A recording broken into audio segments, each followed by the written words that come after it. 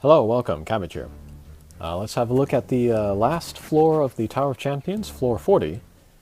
And yeah, I wanted to do the commentary for this video because I think this is a fun team that I put together here. And I do enjoy this floor now. I didn't at first, but I think that was because I wasn't sure what was really going on.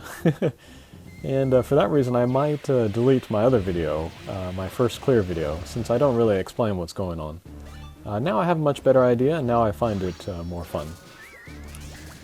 But yeah, to talk about this first stage here, there's a row of three magician-looking guys. The two dark magicians, they will revive two other guys every turn. And so the chances are good that they will revive each other every turn. So if we can, we want to take them both down in the same turn. Or else take down so many other guys that he doesn't revive the other one. And then there is a light magician in the middle, and when he is taken down, then he will do ability lock on all of our guys. Alrighty, but anyway, otherwise this stage is pretty straightforward, and if we wanted to, we could use this stage to charge up strike shots. I don't think I'll be doing that here, but yeah. And then gimmicks overall here are gravity barriers and damage walls. I feel like null gravity barrier is more important than null damage wall. As you can see, I only have one character with null damage wall, but I got through pretty fine with this team. So the first character that I'm using is Satan Transcendent. He is a Pierce, and he has a Quattro Slayer. I wonder if I can remember them all. I think it's Deity, Sprite, Fiend, and one other. But anyway, his Slayers, they work on the boss, for example, and then a few of the little guys. And then he has an 8-turn strike shot, which will give him null everything, so then he can get around the gravity barriers and damage walls. And one of my favorite characters in the game. Okay, next up is Ra Transcendent. She has a null gravity barrier, and then she has a Fiend Slayer passive in her. And this is pretty great because both the evolution and the ascension form of Babel is a Fiend. So she'll do good damage against him, and then also his hands, which we'll see come out later. And then she also has a strong bump combo, the Homing Piercer. And then her Fiend Slayer will go into there. So that's extra damage in her normal attacks and her bump combo. So she's a good damage source against the boss. And then she does have it's like a breath strike shot, which can do good damage if you are close to the guy. And there's also one other use that I found for it in this mission. I'll show you that later. Okay, second stage, more wizards, but they act a little bit differently here. This stage, it acts like the Akala zombie loop, where when a dark wizard is taken down, he will revive all of the other little guys that were taken down on a previous turn. So what we want to do is we want to take down all of the little guys besides the dark wizards until we have just those two left. And then take them down at the same time. And then the reason why I want to take them down at the same time is, again, because they revive each other every turn, just like in Akala. However, the light wizard, it's the same as the first stage. When we take him down, then he does ability lock on all of our guys. So yeah, first order of business is to take down all of the little guys, leave the two dark wizards, and then take them down on the same turn. Okay, to continue about my team, next to I'm using Uriel Transcendent. And this might be the first video where I use her and then talk about her. So I might as well do a quick monster review of her real quick. Basically, she's exactly the same as her regular evolution form, just better in every way. Stats are very balanced, except for her attack, which is very, very high.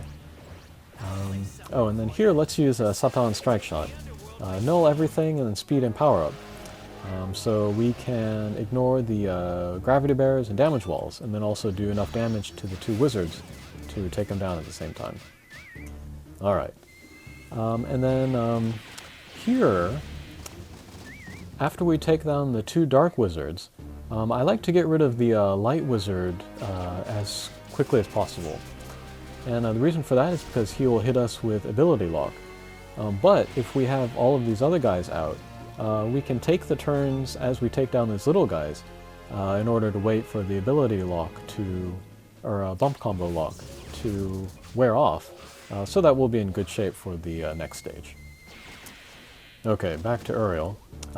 Good balanced stats overall, except for her attack, which is very, very high. She does have the double null ability of null gravity barrier, null damage wall, and no gauge, which I love, of course. And then her strike shot is the same. It's the command strike shot, but it is improved. It was actually somewhat weak in her regular evolution form. It was that weird number, that 24 count, but this Uriel's command strike shot is definitely upgraded. So it's on the level of like Sakamoto Ryoma or something like that. And then her bump combo is also upgraded. She had the cross laser before, that was upgraded to XL, and then she picks up a energy circle.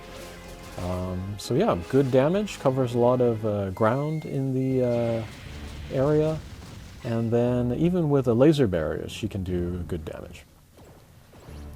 Okay, so next stage here we see Babel for the first time.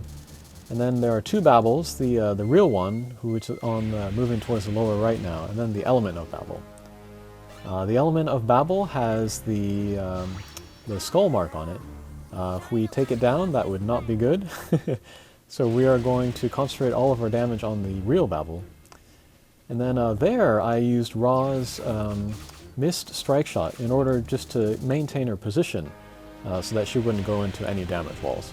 And then that's kind of the secondary use case for her.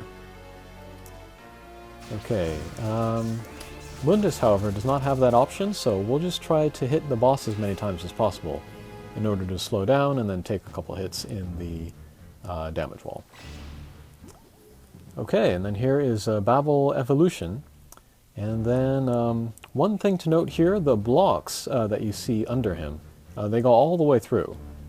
So if I were to do a left and right from the side, I would be stopped by the blocks. And then in certain cases, that would mean I wouldn't be able to get to at the weak point, so that's something to keep in mind. Okay, and then this stage, it functions a little bit like floor 35, where we have the two magicians. And then if we take down the dark, everybody will get attack down. If we take down the light, everybody will get defense down. So ideally, we'd like to get rid of both as soon as possible. The attack down is good because the little bull guys, they can do a lot of damage, so...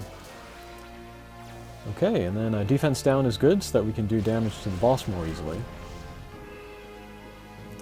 And then if we were using a lot of characters with laser bump combos or strike shots, this would be one of the more difficult stages because of the two laser barriers going back and forth. Okay, and then last character that I'm using is a Mundus Transcendent. He is a Pierce with a null gravity barrier and a strong homing bump combo. And then kind of the most important thing about him is that he has the delay strike shot, which can really help throughout this mission. And yeah, it does charge up more quickly than most other delay strike shots, so... Okay, first boss stage. There are 4 boss stages, and they all work a little bit differently.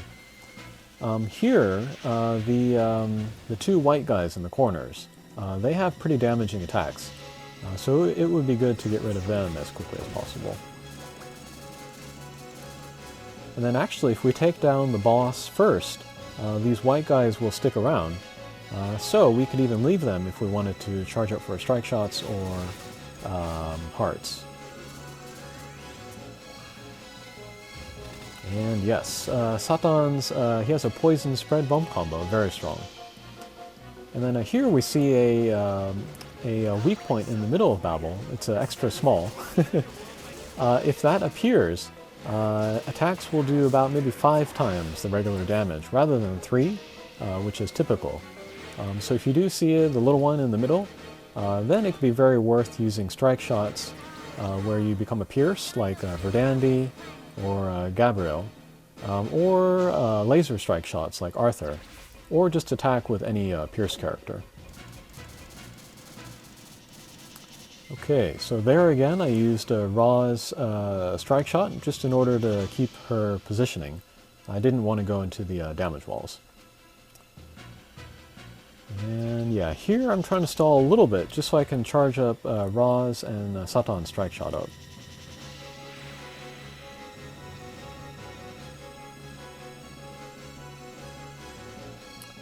Here I didn't really see any way around it. If I went to the right, I would have hit Mundus.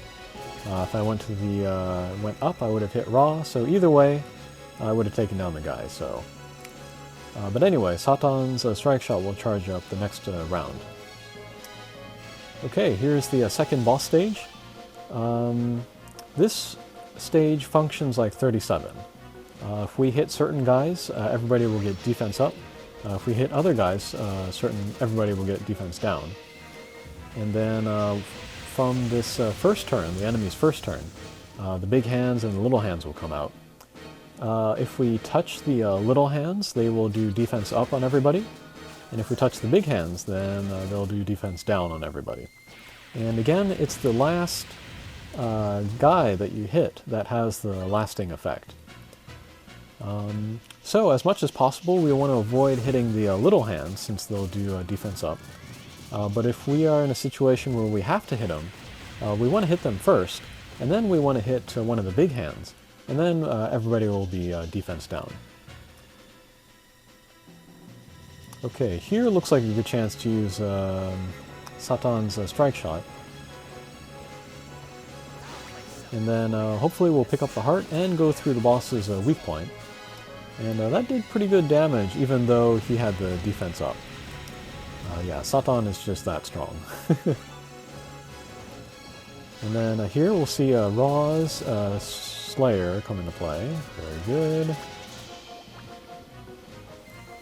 And yeah, if we were somehow able to get rid of the 2 little hands, then it would be a very easy stage. We can just hit bump combos, or even just direct attacks.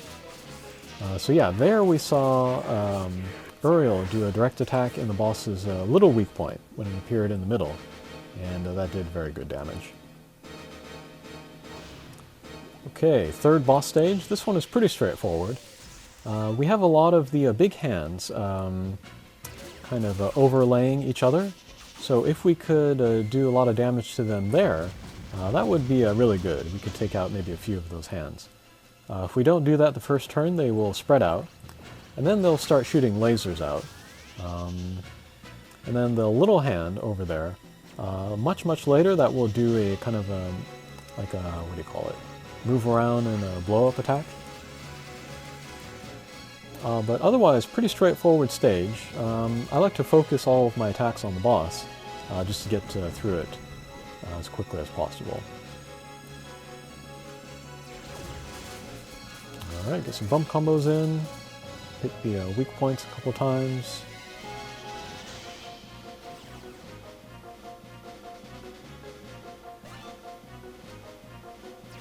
Okay, and then same thing here. We'll just keep up the pressure on the boss and take him down.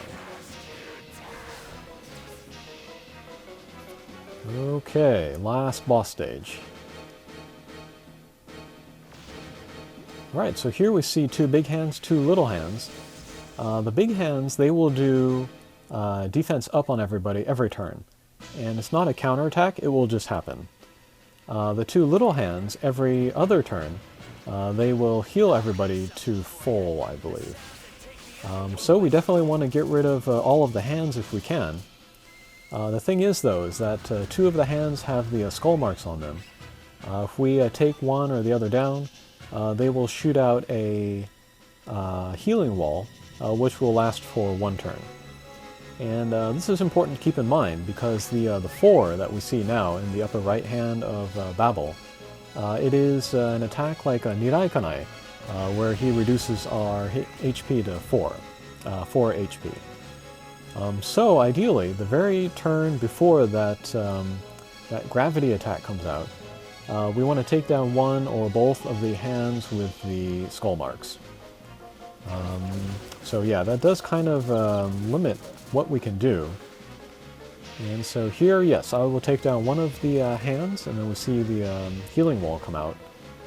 And that'll only last for one turn, so it won't be out for the gravity attack.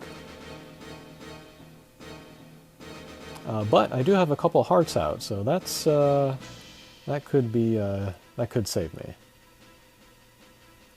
And then one thing to note about Mundus or anybody else with a delay strike shot, it will work on the boss, of course, but it'll also work on his hands. So if you needed to maybe halt what the hands are doing, you could include them with the delay strike shot. I was debating doing it there with Mundus, but I felt like I didn't need to, so. Okay, so the gravity attack is coming out next turn. We will take down the hand with the healing wall. And we will take the attack. And we will try to heal up.